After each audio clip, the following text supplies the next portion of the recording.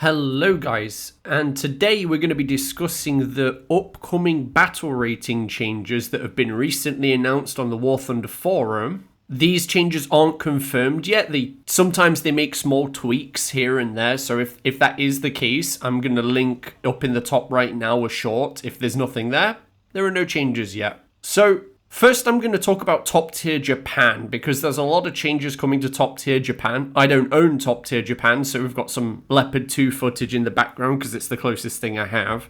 But I'm going to start by talking about the Type 81C. It's the highest BR Japanese anti-air vehicle, which is going from 11.3 to 11.7. It doesn't sound like a big deal, but it actually is. I don't own this thing, but it shot me down quite a few times. It has a decent missile, decent range, and it's infrared, so it's fire and forget. So it's pretty good.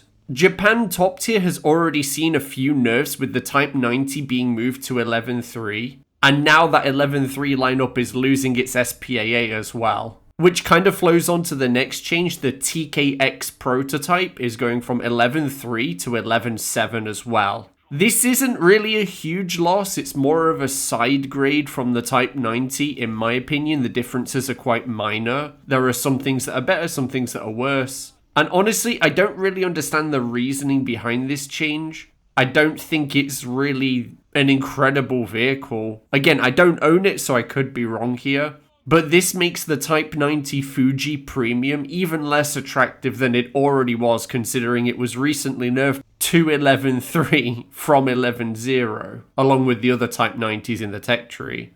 Now, you can't really make a lineup with it. You have the other Type 90s in the tech tree, but you have no SPAA, and you've lost another MBT from the lineup with the TKXP. It does still have a 4-second autoloader though, which it might outweigh that. It's probably the reason why a lot of these vehicles have been nerfed in the first place, but we'll have to wait and see. Next, we have the FV4030/3, the Shir 2, going from 9.7 to 10.0. Now, let's be real, everybody knew this thing was kinda too strong for 9.7 when the event came out, being basically just a Challenger 1.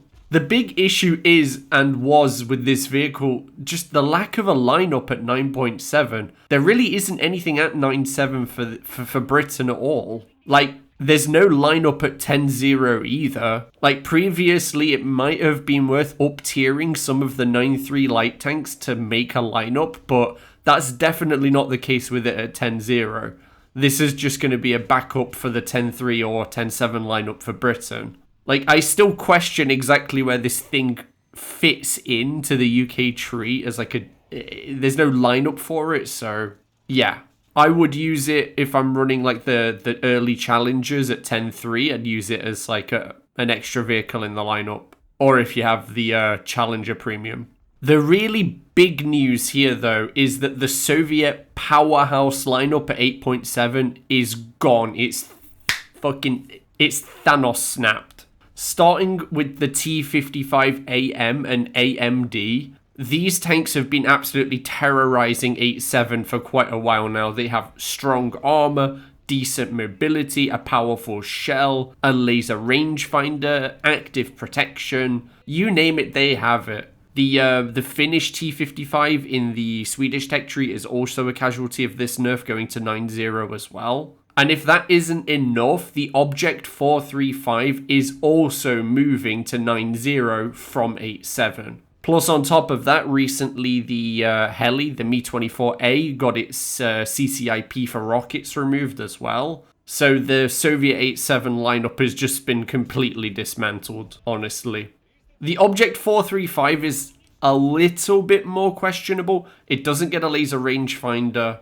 It doesn't get an active protection system. It's not really as good as the T55, but it's still a decent vehicle. It gets a 14.5mm on the roof, so it has its strengths. But the reason this is a big deal is because a large part of why the Soviet 8.7 lineup was so strong is because of the matchmaking, right? It would get down tiered to 8077 like quite frequently. And the vehicles at that battle rating just had no way of dealing with the T55. If it still gets down tiers, it might be okay if you're playing 8-0 a lot. The problem is that there's lineups at 9-7 and 10-0 that will shit on this thing, honestly. And I strongly suspect it will get less favourable matchmaking now. It's still going to be decent, like, don't get me wrong, even in an up tier, this thing is, like, okay to play. But it's going to be nowhere near as strong as it used to be.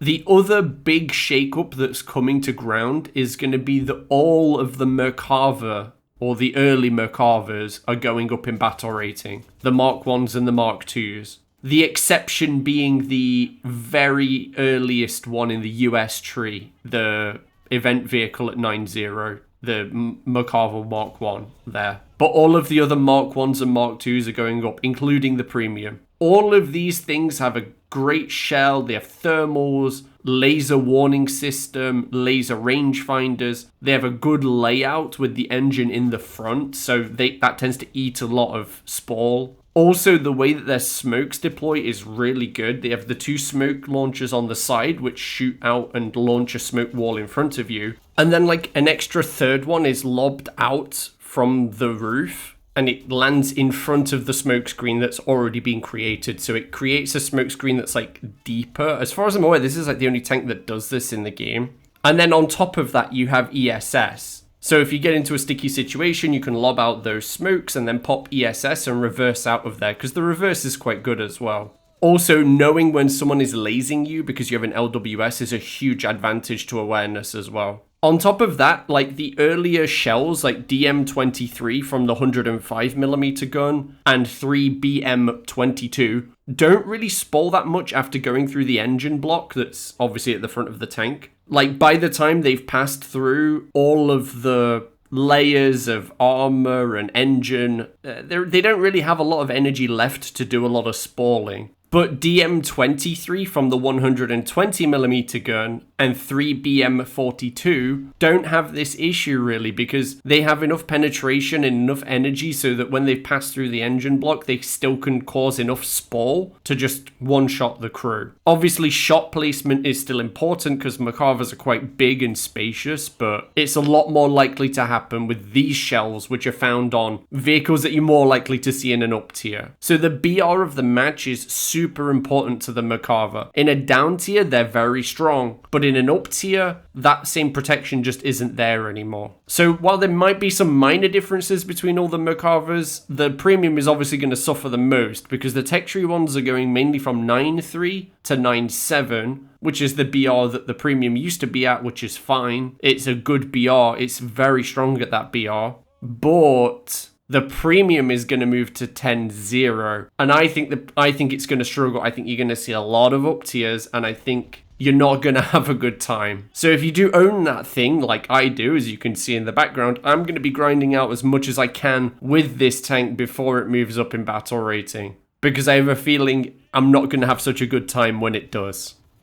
Moving on to aircraft, we'll start with the ground-related stuff. The Rafale, Eurofighters, Su-34, and Su-30SM are all going up to 13.0 for ground. This is a huge deal, because it means if you want to run the best CAS in the game, it's impossible for you to get a down tier. The only other tanks you're going to see are other 12-0 tanks. This is honestly a really good change because anyone who's played top tier knows how much of a plague these things are, especially the Ha-38MT on the Soviet planes that are getting nerfed. This thing is basically uncounterable, right? There's not really any NATO SPAA that can do anything against it. You can fire outside of SPAA range and lamau, you die, I guess. Like, what can you do? As far as I'm aware, the only actual hard counter to these things are going to be combat air patrol. But running combat air patrol at top tier is very expensive. You basically need as much as it costs to spawn with ground ordnance, which doesn't make any sense to me.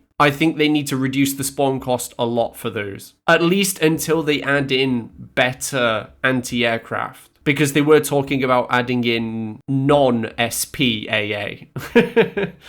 So things like the Soviet SA-75 or the American Patriot battery system. But yeah, overall, I really support this change. Honestly, top tier CAS is a menace. For actual Air RB, there aren't that many big changes. The biggest one is probably going to be the Wyvern going to 4.7. While in the grand scheme of things, it's not really a big deal. This thing's still fast, very much faster than all of the other strike planes at its battle rating. It's still going to be able to do what the Wyvern does best, just take your bombs and YOLO the bases for fast grinding. The problem is where it's going to be hit the most is its more niche role as a meme fighter. It's going to be even less viable than it was before. At 4.0 it worked. At 4.3 it's a bit harder. At 4.7, yeah, I don't know. In an up tier you're going to be running into things like the Yak 3U or the Spitfire LF Mark 9, which just out, like, yeah.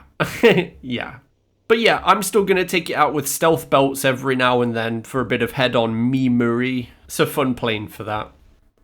And then finally, we have the ME262 C2B going down to 7.7. Now, this thing really depends heavily on the matchmaking as well. But in a down tier especially, this thing's going to be really strong. For those of you who aren't too familiar with this plane, it carries 2 rocket motors on either engine. So you can activate those rocket motors and get a huge increase in engine performance. The problem is, while you're not using the boosters, the thing is a brick. It can barely even take off. Like, yeah, for this video, I'm stock, but you'll see the runway... You'll see the takeoff. You can actually reach the end of the runway without becoming airborne because the engines are so weak and all of that extra rocket fuel is quite heavy. It's nearly 2 tons of rocket fuel. But when you pop your funny button, you become very, very good. Your turn performance increases and you have so much more engine power.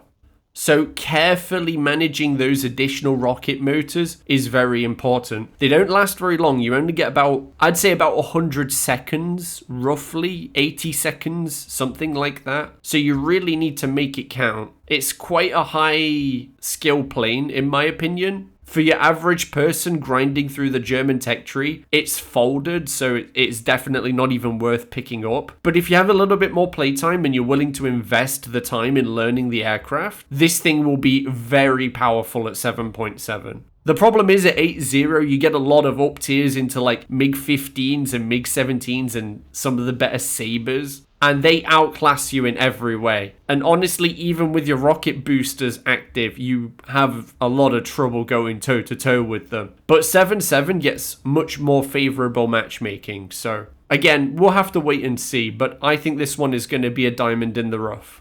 So thank you for coming, guys. Don't forget to like and subscribe if you enjoyed what I had to say. If there are any changes that are going to be made in the future, because they do sometimes tweak these before they go live, I will link to them with shorts near the start of the video in the top right. So thank you for coming, guys, and I'll see you in the next one.